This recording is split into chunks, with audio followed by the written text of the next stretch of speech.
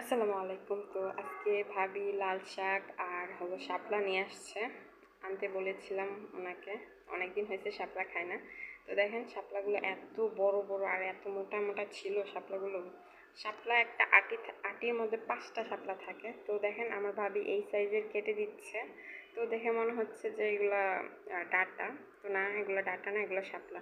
তো শাপলাগুলোকে একটু সিদ্ধ করে নিচ্ছি, হালকা একটু সিদ্ধ করে নিলাম যেন এটা থেকে একটু কষ ভাবটা বের হয়ে যায়। আর আজকে শাপলা রান্না করব ইলিশ মাছের মাথা দিয়ে। দেখেন ইলিশ মাছের মাথাটা কত বড়। তো আমার শাপলা সিদ্ধ হয়ে গেছে। তো ইলিশ মাছের মাথাগুলো দেখেন এই সাইজের কেটে দিচ্ছে ভাবি। তো ভাবি সব কিছু করে দিচ্ছে, আজকে রান্নাটা আমি করব।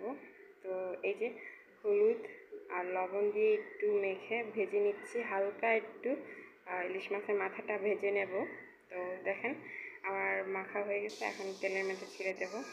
আমি অল্প তেল দিচ্ছি আর এই তেলেই আমি শাপলাটা বসিয়ে দেব।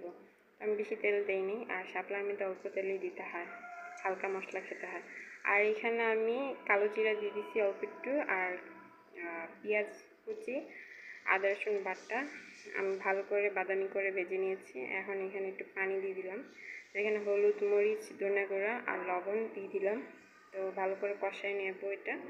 তো আমার এই যে কষানো হয়ে গেছে, 4টা কাঁচামরিচ মাঝখান দিয়ে চিড়ে দিচ্ছি। তো আমার এই শাপলাগুলো ঢেলে দিলাম মশলার মধ্যে।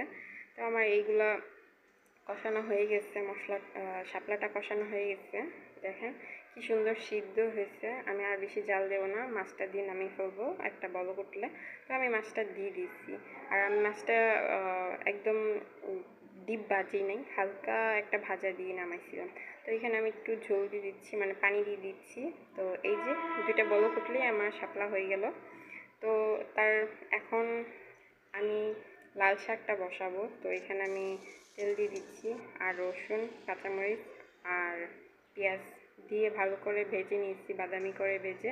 আর লাল শাকটাকে আমি সিদ্ধ করে নিয়েছিলাম। তো সিদ্ধ করে আমার লাল শাকটাও ভাজা হয়ে গেছে আর ডাঁটাটাও হয়ে গেছে। দেখেন আজকে দুপুর মেনুতে ডাল আর লাল শাক আর হলো এই শাপলা, ইলিশ মাছের মাথা দিয়ে শাপলা। কেমন হয়েছে